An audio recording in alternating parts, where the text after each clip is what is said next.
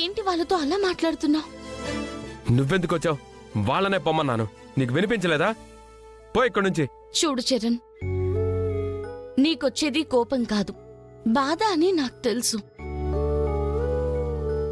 దానివల్లే నువ్విలా మాట్లాడుతున్నావని మా అందరికీ అర్థమవుతుంది.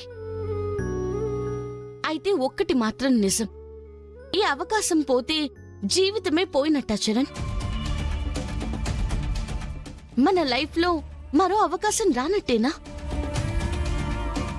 ఎందుకలా ఆలోచిస్తున్నావు? ఒక ఛాన్స్ మిస్ అయింది అంటే దీనికంటే బెటర్ ఛాన్స్ రావడానికి అయ్యుంటుందని అనుకోవచ్చు కదా.